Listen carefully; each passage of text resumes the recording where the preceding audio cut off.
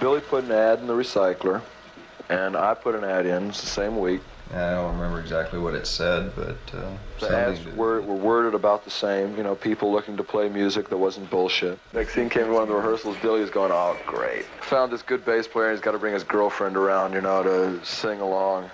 And he looked at one of the books that Exene was writing in, and you know, she's got that real great writing style, you know. He goes, "Oh no, oh no, the girl's crazy too."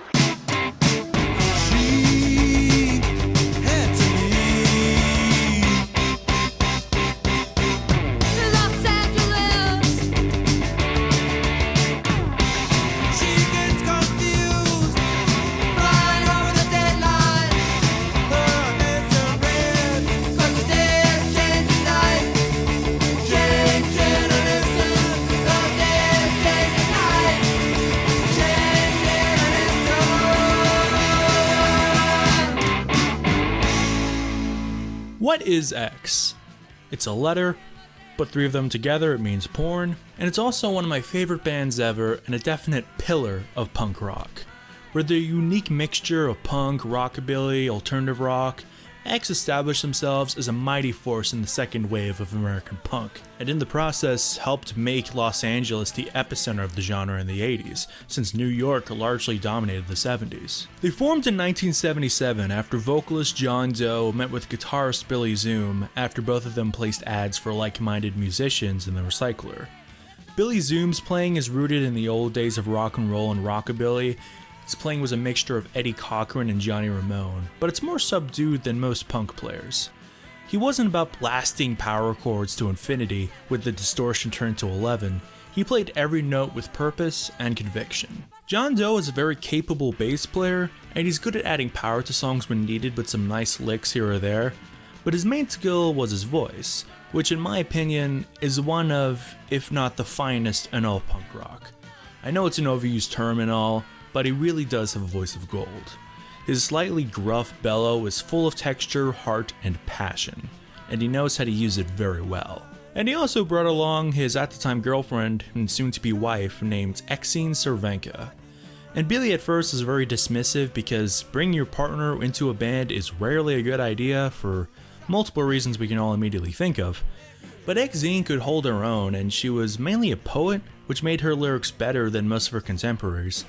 And she also has a very unique voice, which was a result of her not having much experience playing in other bands like Billy, DJ, and John did. So when she would harmonize with John, she comes at it with different angles than a classically trained singer would, which made X's harmonies and backing vocals a very distinctive part of their sound, and one of the best things about them. And she also had a lot of attitude, much like John when she sang alone. And the next part of the puzzle was drummer DJ Bonebreak, who previously played with a local band called The Eyes, and even the Germs for a short period of time. And he was a surprisingly really great and versatile drummer, especially if you watch your documentary The Unheard Music, where you can see him playing polyrhythms and playing the marimba very well. Unfortunately, that kind of stuff rarely made its way onto X records, but even when he's playing more traditional punk grooves, his lightning-fast fills and intense playing is always very enjoyable. And he even leads a couple of jazz ensembles today, so that should give you a good idea of the level of musician he is. The first release was put out in 1978, which was a 7-inch on Danger House Records. It featured 2 songs that ended up being on the sophomore release, Wild Gift. There was also a Danger House version of Los Angeles that was put out on the Yes LA compilation record, which was a play on the No New York, No Wave compilation that came out a year prior, I believe. And hearing these songs in such a primal state is very interesting. They're pretty good for what they are, even though I definitely prefer the versions that would later end up being on proper studio records, but that's just me. As the 1970s grew to a close, the band became a major player in the emerging California punk scene, up there with Black Flag, Circle Jerk, Social Distortion, and many others. And new emerging and soon-to-be legendary independent label Slash Records signed the band after only releasing Germs material prior.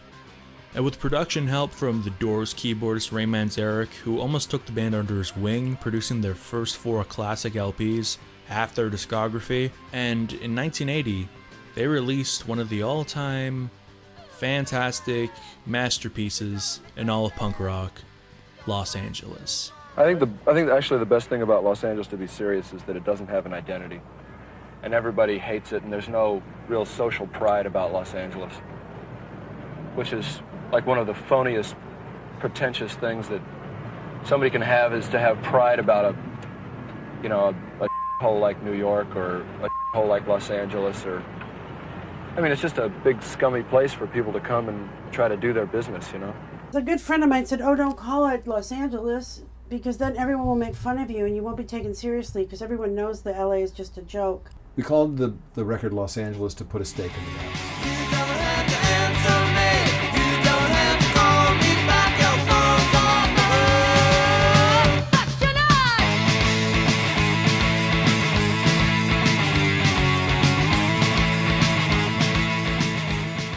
At the dawn of the 80s, the pop explosion of punk was being extinguished. Many bands either broke up or continued on with diminishing returns, and bands like The Clash and Blondie changed their sound considerably as the 70s gave way to the 80s, to much commercial success. Though as punk was dying, there was a new breed being born in the West Coast, but most of these bands were from a new emerging subgenre called hardcore, and some were even progenitors of the pop-punk movement of the 90s. And then there was X, who were more traditional in their sense of songwriting, but more eclectic in their influences as compared to many of their peers. This can be heard on the proto-psychobilly of Johnny Hit and Run Pauline. What other punk band at the time was drawing that heavily from rockabilly? He was still away.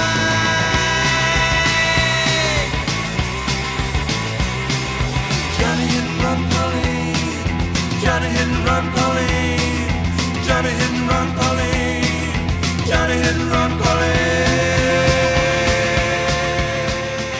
The opening cut, "Your Phone Is Off the Hook, But You're Not," is an absolute barn burner that defines the band to its core. Exene's voice is full of youthful ambivalence that is infectious. The track screams the idea that we're here, we might not be around for too long, but goddamn, we'll give you a good show in the meantime. The unheard music is demented and is probably a great song to get stoned to and just zone out, and it paints an eerie image. Nausea is one of few songs to feature Ray Manzarek playing keyboards, and they work very well with the doomy, stomping crawl of the song. It almost overshadows the rest of the track, but it makes it sound a little spooky, which I really like. And every refrain of the line "Poverty and Spit" from Exene hits like a punch to the gut over and over again until the chorus turns into a trance.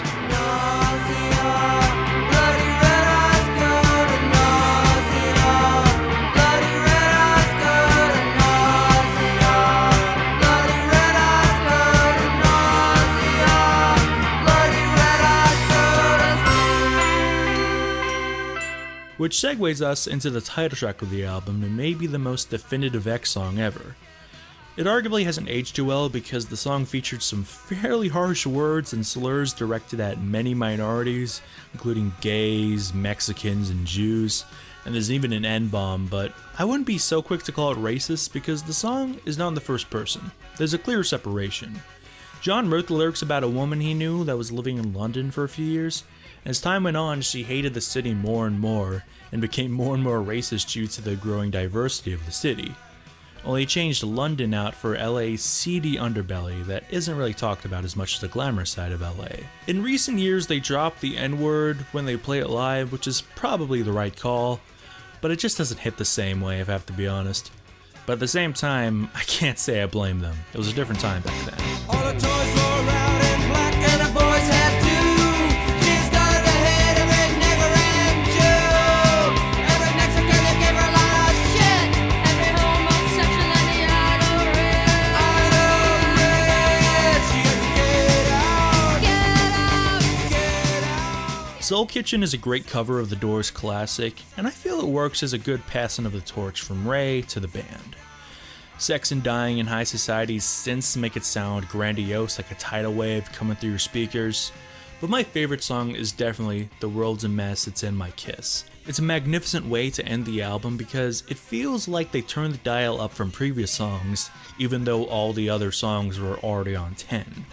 The song isn't typical verse-chorus-verse structure, there's more different little sections here and there, and it feels almost like an epic, even though it's only 4.5 minutes. From Billy's ripping licks, DJ's urgency in his drumming, Ray's batshit insane keyboards, and of course John and Exene's marvelous harmonies that would make you feel okay with the apocalyptic state the world might be in. And I feel it hits harder today than ever.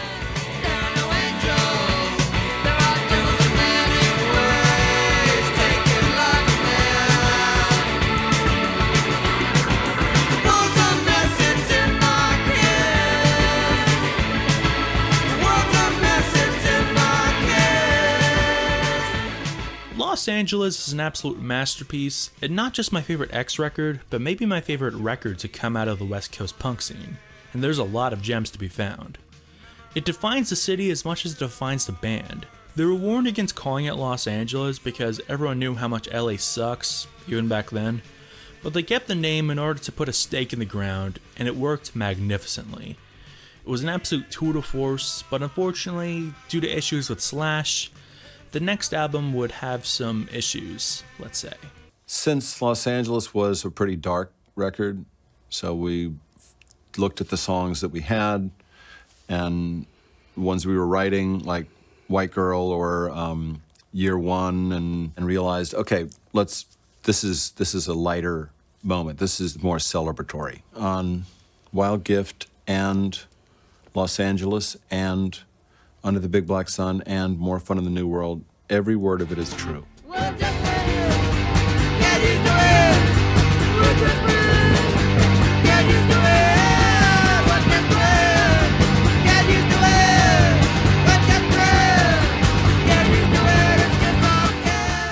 Now after their debut, X got some buzz and a lot of good press. It's reasonable to think that their sophomore release would get more budget, more control, and it would be a better experience for all involved. But the recording process ended up being a pretty bumpy ride. Slash pushed them into the studio to record the song White Girl, but little did the band know the money for the recording session came out of the budget for the upcoming album, and they ended up using half their budget on White Girl alone. Half the budget for one song. You ever wonder why White Girl sounds like a cut above the rest of the tracks? Well, now you know. And for all the songs to get such accidental special treatment, White Girl is probably the best bet. It's a slow and moody droner, which according to rumors is written about an affair John had with Lorna Doom of the Germs, may she rest in peace, while he and Exene were still together. And I think it makes sense since there's a lot of subtle clues in the lyrics. Lorna was obviously blonde. Leave a trail on blue and black. Look at the cover of GI. Blue heart passion. Blue Heart Passion. Think of the Germs logo. It's very creepy for a song maybe about adultery, but hey, it fits. The outside, she's a white girl, but I'm living with a white girl. She's a white girl, but I'm living with a white girl. And the rest of the album, though not quite sounding as good as White Girl, the songs are still great. Part of the production not being quite up to snuff, but to be honest, we're splitting hairs here. It's not really jarring from White Girl to the rest of the album. Though as good as most of the songs are, most of it is very similar to their predecessor. It may as well be Los Angeles Part 2. Hell, they finally used songs like We're Desperate and Adult Books, which both sound as good as ever, but they preceded the Los Angeles sessions, so they're probably scraping for material here. But I don't mind because they're great songs. The former really describes the band's lifestyle as they were struggling, and it's tight but loose at the same time. And the latter is a weird song that has references to author and actress Jackie Susan, and Tamada Duplanty, who is an artist, and he also fronted the punk band The Screamers. There's also something very seedy about the song that I can't quite put my finger on. That way, adult books, I don't understand. Jackie Suzanne, she meant it that way.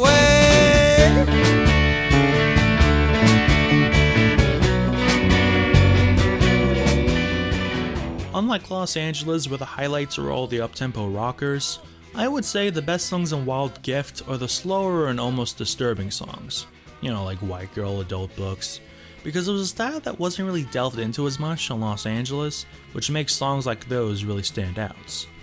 And there are fast songs like Once Over Twice and It's Who You Know and Beyond and Back, which they seem more in the same vein of songs like Your Phone's Off the Hook But You're Not and Johnny Hurt and Wall Pauline. My favorite cut off this album is probably Universal Corner. It's explosive yet understated, and Exene's backing vocals sound downright creepy, and John of course kills it.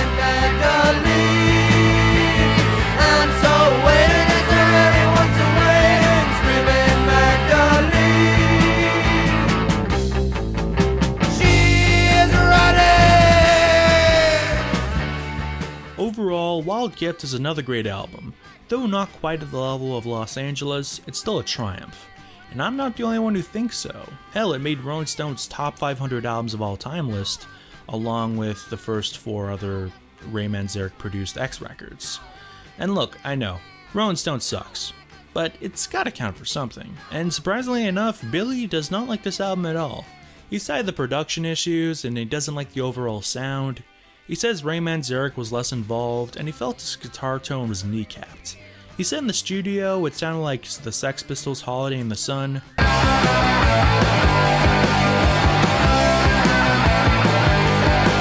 But on record, it sounds like this. While not sounding as good as Steve Jones, it sounds like Billy Zoom to me, so I have no real complaints. Then a month after this album came out, the Decline of Western Civilization documentary was released, a movie chronicling the Cali punk scene. Bands featured included Black Flag, The Circle Jerks, The Bags, Fear, The Germs, and X. Though many members of the band have expressed that they're less than pleased with it, critiquing Penelope Spheeris's sensationalizing of everything. And according to John, she gave the band a bunch of drugs before shooting the interviews, which if nothing else explains why the band, especially Exene, just don't seem to give much of a fuck. Why are you on the floor, Exene? I'm sure Dr. Stand Up. Thank you. Well, you know why? Because that guy there, that filmer, moved our chair. And all of you see that. Knocker. But the cockknocker moved his hand. Then John and DJ briefly joined a band called the Flesh Eaters and released the album A Minute to Pray, A Second to Die, which also included Dave Alvin from the Blasters. And it's a really great album and a hidden gem of early 80s punk.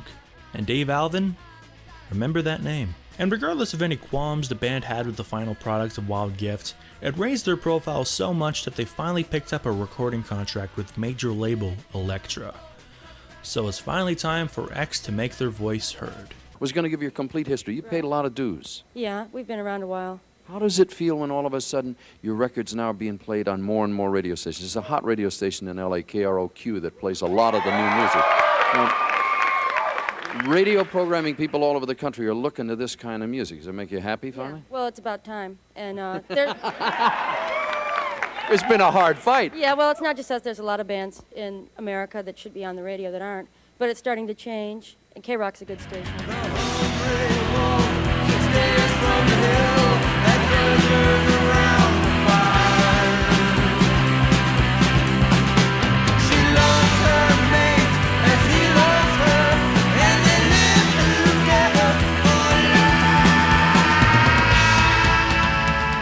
Under the Big Black Sun captures X in the midst of being eaten up and spat out by Elektra and the music industry as a whole. And you might think that spells out disaster for any cult band, let alone a cult punk band. But surprisingly enough, X kept their core identity and sound intact after signing with a major label. For now. The band did try to make their sound more palatable for a wider audience, don't get me wrong, but it was more through production than anything. We have some reverb, delay, and more effects, more varied instrumentation, and a fairly slick production overall with less harsh elements than on previous records. And it works because the band is clearly following a natural progression. This can be heard on Real Child of Hell. It's fast and ferocious and reminiscent of something from Wild Gift, but it transcends at the end with its chorus. It's almost atmospheric, and there's no way in hell this would be heard on any of their predecessors.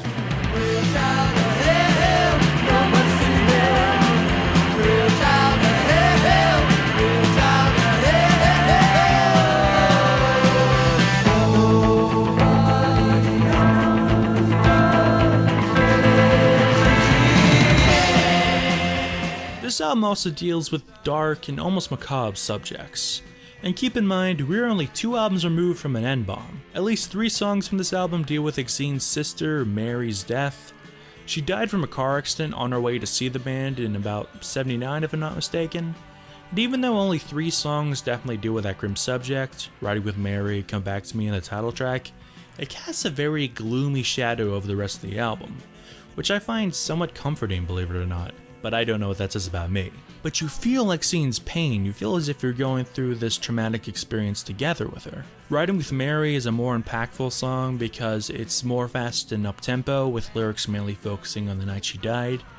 And there's Come Back to Me, which if I didn't know any better, I would think it's one of those old 50s ballads about a love lost like Donna by Richie Valens. But it focuses on the aftermath of Mary's death, detailing her dad breaking down at the funeral, and Exene witnessing her sister's ghost, and just the grief she's going through wanting to be with her sister once more.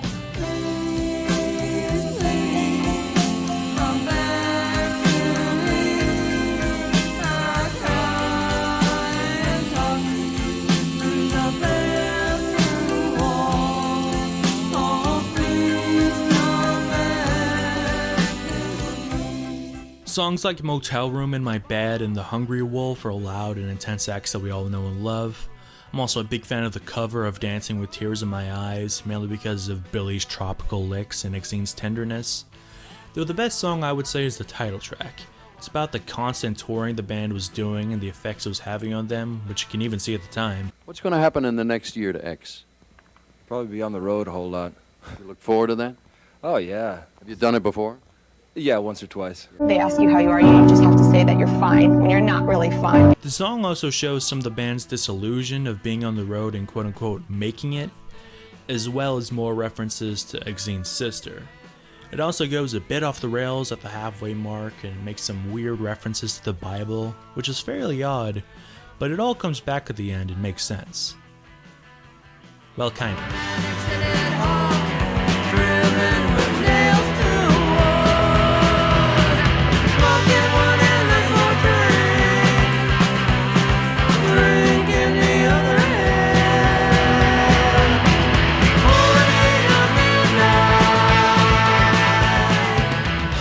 Under the Big Black Sun is maybe the best X record.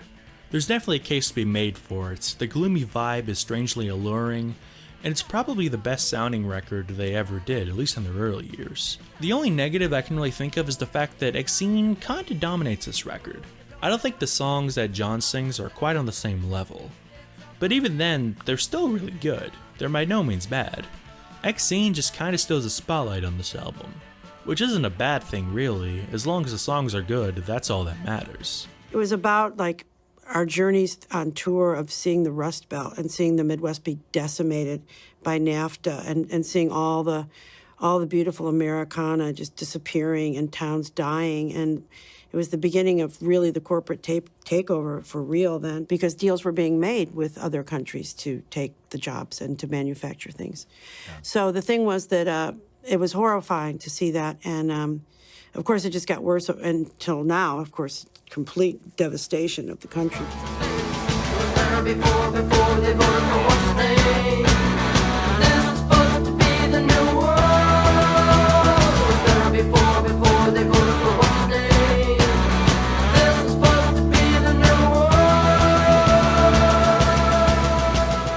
More Fun in the New World marks the end of the classic years of the band, because this is the last album to feature Ray Manzarek as producer, and you don't realize how important he was to the band's sound until he left.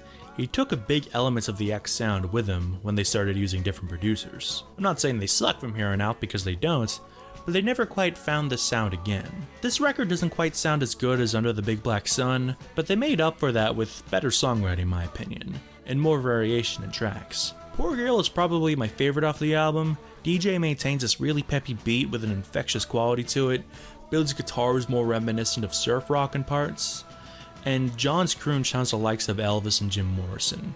And he performs it with a sense of longing to spare.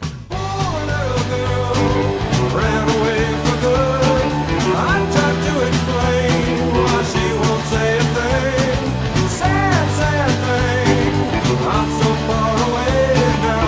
How can I say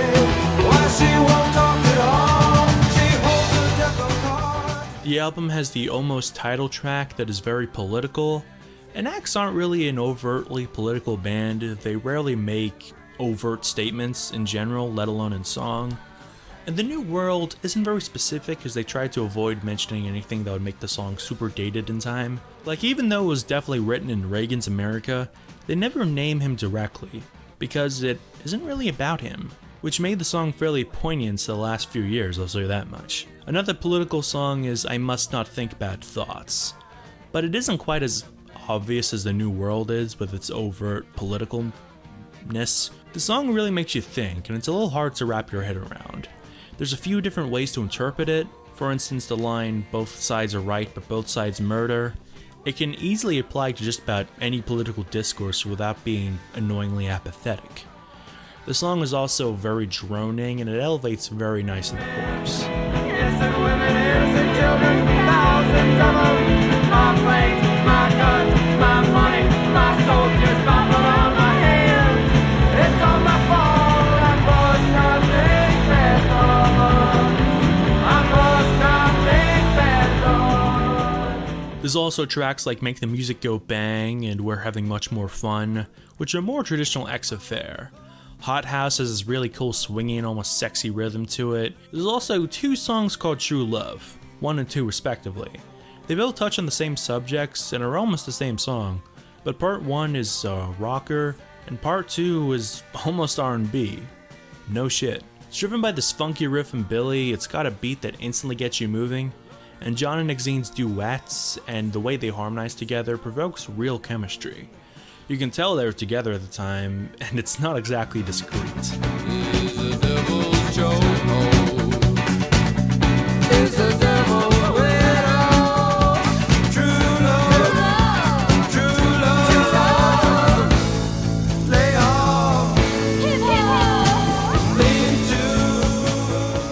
And after 2 major label albums, the band was getting some pretty good press. They had a couple of music videos, they appeared on Dick Clark, and they were developing a cult-like fan base, and the albums got really good reviews all across the board. But they couldn't make any of it translate into record sales or radio play. And it's not as if they weren't trying. Billy told the band they needed to really try and get some success because at this point, he was in his mid-30s, and he had a family to provide for, which isn't great when you're a starving musician. So they recruited up-and-coming metal producer Michael Wagner, who was gaining some buzz and would later end up working with Metallica, Alice Cooper, and Skid Row. And they went in with a mission to make a commercial-sounding X record. This does not bode well. Say someone asked me, hey, Exene, can you give advice to young women just starting out in a band? And I would say, okay, if you're going to go ahead and get married anyway, despite my previous advice, don't get divorced and make a record about it. I think we started believing our own hype, or believing what people were saying about us. Like, you're the next big thing. Oh, wait a minute. No, yeah, you're going to be the next time you're going to be the next big thing. And then the next time and the next time. And then we worked with Michael Wagner as the producer. Then it got very manicured and sliced and diced and demoed kind of to each note being, you know, bless his heart. Well, I can still remember a couple of years ago when the smoke and flame from my legs was a burning house of love. Yeah, burning house of love. I've seen the band refer to Ain't Love Grand as a cautionary tale. They traded in what made them such a vital and important band, completely retooled their sound, alienated their fan base, and damn near killed their career. And the payoff was not worth what they sacrificed for it.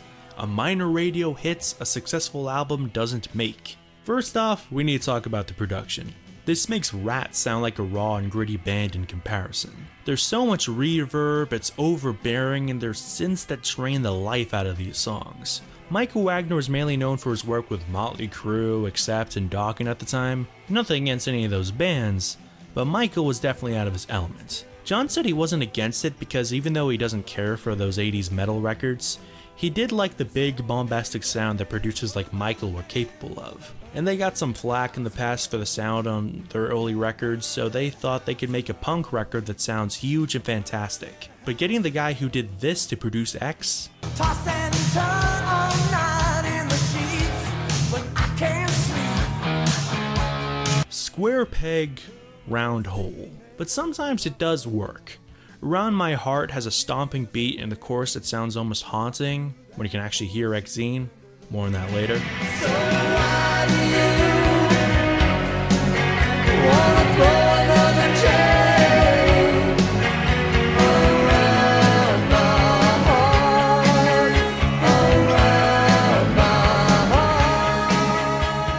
In this song, as well as a few others, deal with John and Exene's divorce. And it's commendable that they decided to be mature about it and not break up, but this caused the recording situation to be different because, according to Billy, they weren't writing together at the time, and it was a weird atmosphere for all involved. They should have definitely taken some time off before recording so soon. Burning House of Love was the main single and is one of many songs that deal with John and Exene's separation. In fact, during the video shoot, John said he cried because it was just too tender of a subject for him at the time. And when you hear it, you notice that X's trademark backing vocals are not what they used to be. Exene's voice was turned way down and you can barely hear her. And keep in mind, John and Exene's voices together was one of the main things people liked about this band. This was done because Michael didn't care for Exene's voice and the band didn't think they had power to really do anything about it. And it's a real shame. My favorite track of the album is probably My Goodness. It's also about the divorce, but this one is from Exene's point of view, whereas Burning House of Love was from John's. It almost has a post-apocalyptic vibe and a sense of impending doom.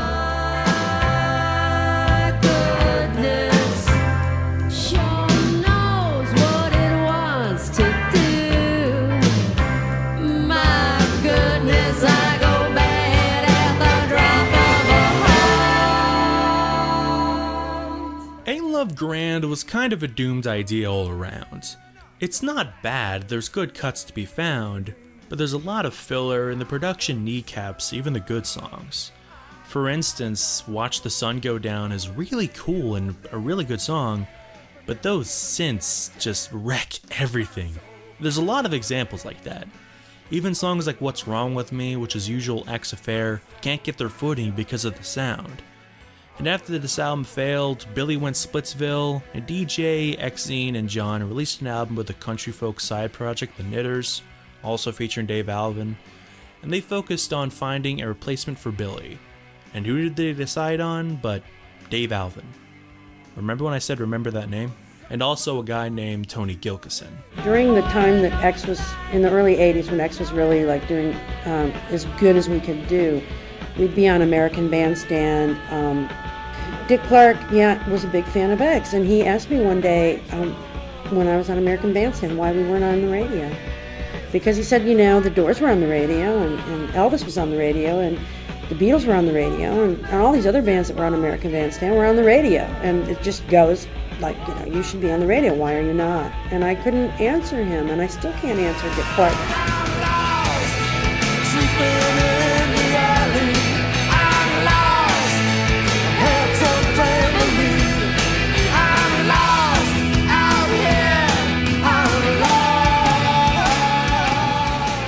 Like with their predecessor, See How We Are tones it down with the punky elements present in this band, but is replaced with a more rootsy sound.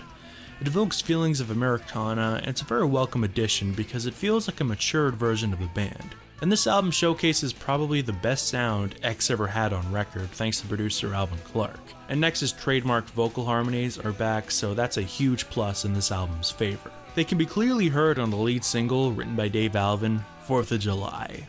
It details a relationship that's on the rocks with two people who just really no longer have a connection anymore. But hey, it's the 4th of July, so let's just enjoy the moment and have some fun. And even though Dave wrote it, I kind of view it as being about John and Exene's divorce and how they still had such a connection and friendship after the fact that they decided that the band should go on. And it's definitely one of the band's finest moments. And how it wasn't a hit, I'll never know. Mexican kids are shooting fire.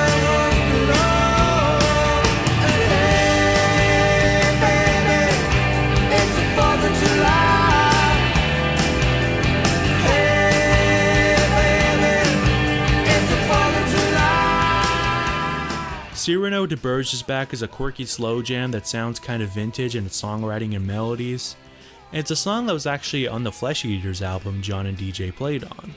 And John actually wrote it in the 70s, and it's been around in the X camp for a while. There's even rehearsals for it back in the Los Angeles sessions. And FYI, this won't be the last time we talk about it. Tony and Dave do a fine enough job of filling Billy's shoes, and you can tell they had similar influences to Billy, though their playing doesn't quite match Billy's in terms of intensity. But that wasn't what this band needed on this record. Also, it's telling how the band needed 2 guitar players to replace Billy, with all due respect to Dave and Tony. They both rip it up on tracks like Left and Right and I'm Lost, and there's a lot of great guitar work to be found on this album in general. When It Rains is a nice tender ballad with a bit of a bluesy country flair to it. You showcases Exene's improved vocal abilities, and it's really great to hear, especially since she caught a lot of shit throughout her career for not being the greatest singer of all time in a punk band. The irony of that statement was unfortunately lost on a lot of people. And this track is a really sweet and sugary love song that I assume was about her then current husband, Viggo Mortensen. Yes, that Viggo Mortensen.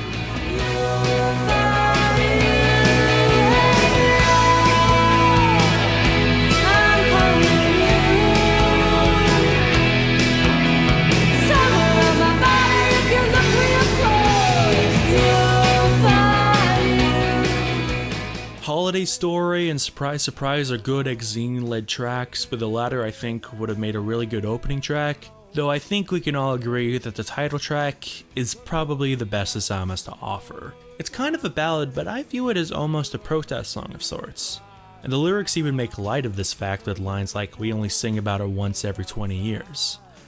Like how in the 60s protest music was everywhere from Dylan to CCR, in the 70s it was nowhere to be found, and in the mid-80s, it started to pick up steam again because of people like Bruce Springsteen. And it's not like there weren't any problems in the 70s and early 80s, because there were. God fuck. But at the time, the general public just didn't want to hear it for whatever reason. And you can see that pattern in effect to this day. John's voice on this song, as well as this album, is probably at its peak. It has such a rich timbre and texture. And not to forget Exene, because John Exene's harmonies in the song are nothing short of soaring. And it's very welcome to hear them sing together again after being absent on their previous record. Well, this morning, you're all bright blue, and I'm trying to write this letter to you about how much I care and why I just can't be there to dry your breath and comb your hair. See How We Are is by no means a masterpiece. It has some filler here and there, but its highlights are among the band's best. And I think it's pretty lame that songs of this album are never played live anymore by the band. I know it doesn't have the classic lineup, but it's still a classic record, regardless of who's on the 6th string. But after this album came and went, the band recorded a live album at the Whiskey A Go-Go, and they didn't exactly break up, but they all took some time off to work on their own projects. Both John and Exene released solo material, and John had quite a bit of success as an actor. He's mostly known for supporting roles and bit parts in Roadhouse, Great Balls of Fire, Roswell, and even Boogie Nights, as well as some starring roles here and there. Though by the early 90s, X had regrouped with maybe the most bizarre album of their entire career. We went on with Tony Gilkison, and it was good for a while, and then it got a little too far when we made Hey Zeus, our last studio record. A little got too far from the focus or the original idea of who we are and what makes us unique. Add on to that, the producer, who we still know and are friends with, Tony Berg, had never actually seen us live.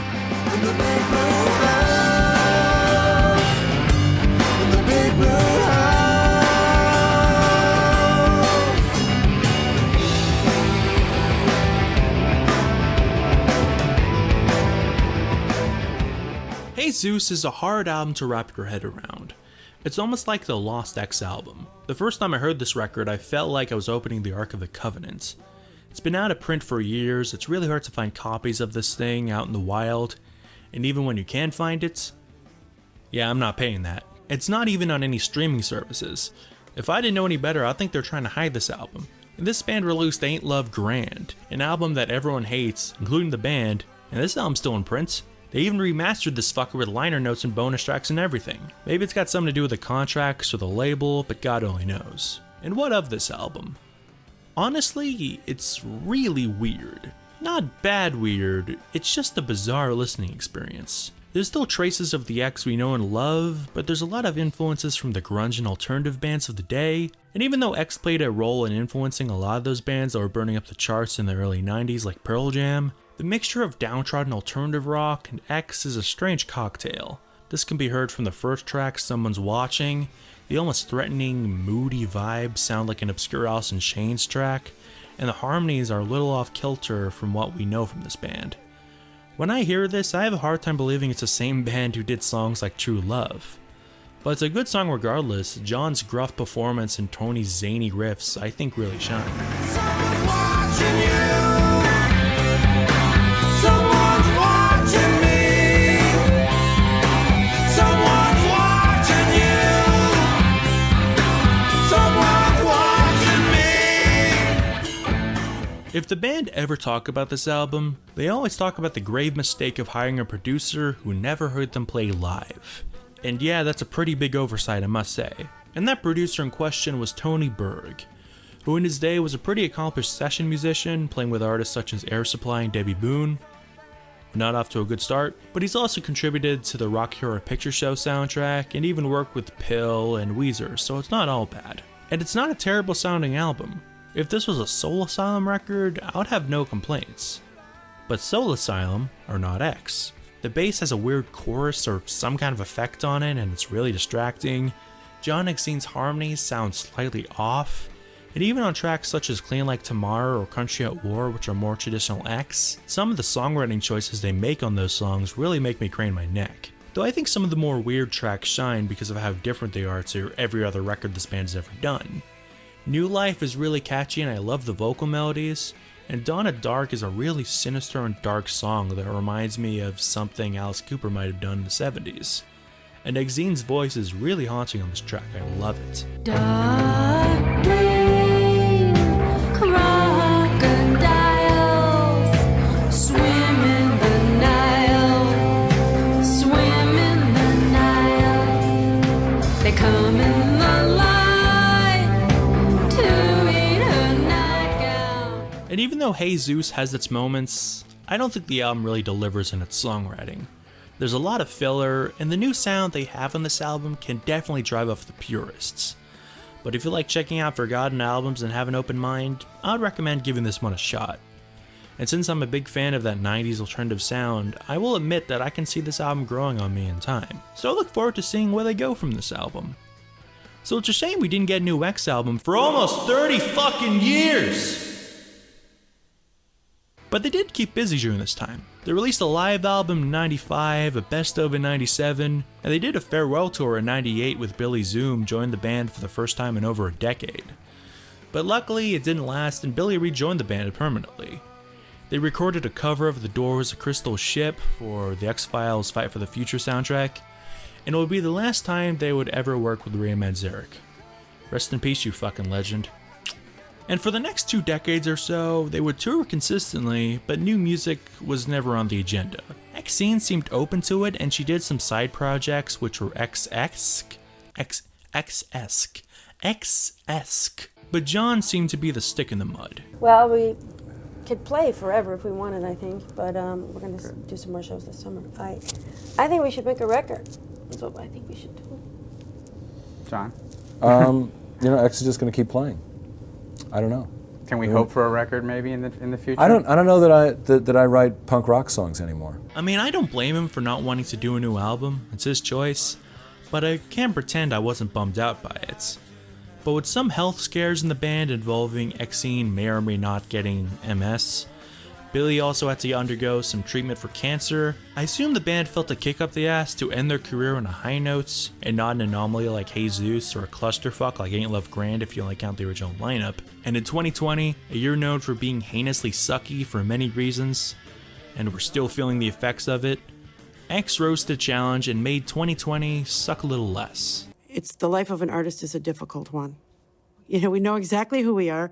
We know exactly what we've done and why we did it. We know what all the mistakes were. We know what we did that was good or bad.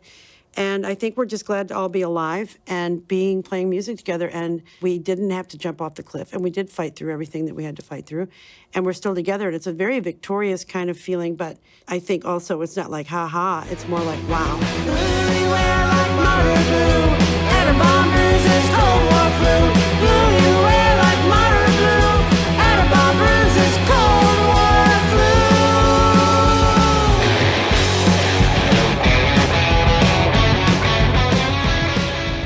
Talk about an album you really didn't expect.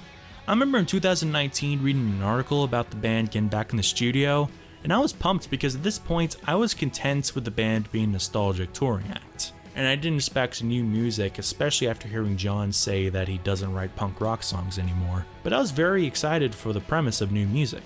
But then, in April of 2020, just as the world began to end, they released the album out of the blue to coincide with the 40th anniversary of Los Angeles. They were originally going to release it later in the year, but since they couldn't tour anyway, why not capitalize on the 4th decade of such a classic record? And I remember being on the way to work and I saw the surprise release and I couldn't help but listen to a couple of the tracks before getting off work. And hearing songs like Water and Wine was such a trip because it felt like the natural step from More From the New World. It has that memorable rockabilly beat, Billy's wacky licks, and John Exene's harmonies, and so much more. Why don't something make it stop? There's a heaven and there's a never, there's no tomorrow, only forever. And the album was actually recorded digitally, which surprised me because I thought it was analog because of how vintage it sounds. Billy has said that this album sounds like what the original should have. The guitar tone is beefy, there's a defined bottom end, and nothing gets lost in the mix. Which isn't something you could always say about the classic records, as much as I love them. This album featured some obscure songs in the band's past, but this time around professionally recorded, and most of these songs never even made it onto an album. I Get a Fever is based on a Wild Gift era offcut called Heater, and Delta 88 Nightmare was from the Los Angeles sessions. And Serrano de Berge's Back was obviously on See How We Are. But the band never liked that version for whatever reason, and the version in Alphabetland has more of a swing to it as opposed to the almost college rock version on See How We Are, which I like as well, but I can see why the band didn't like it if this was their original vision. It's more rhythmic and low-key for the verses, and explodes in the chorus. John has likened it to something the Velvet Underground might do, and I can see why. And Billy does some saxophone on this version, which is also pretty neat.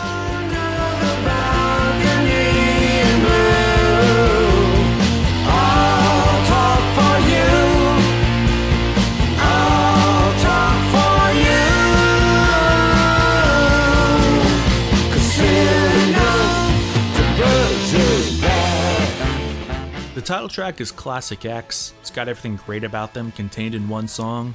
It's slightly ferocious, but there's a tenderness to it that I feel gets underlooked in a lot of X material. There's also a great video for it featuring members of Starcrawler and Skating Polly acting as young counterparts for each member of the band, wandering through a very desolate LA. Also, Starcrawler and Skating Polly are two bands you should not sleep on. Just saying. Robbie Krieger plays on the ending track All the Time in the World, which is a weird sort of spoken word track from Exene. And it's very much influenced by The Doors, and I guess Ray Manzarek since he passed away 8 years ago, so it's fitting that they got Robbie to play on this album as a tribute. But my favorite song with this album has got to be Goodbye Year Goodbye. A very prophetic song, it turns out. They released a video for it at the end of 2020, and I would be lying if I said I didn't get a good feeling from listening to it. It was obviously written before the pandemic was in full swing, but damn, it still hits the spot. I know 2020 was a bad time for a lot of people. I'm lucky it didn't really affect me too much, besides having to wear a mask everywhere, but I'm a very slim minority in that regard. And it doesn't make this song any less bittersweet to close out this past year. Goodbye, year, goodbye. Please don't make us cry. So long, year, so long. We'll sing you out in the song. Alphabetland should have been this good.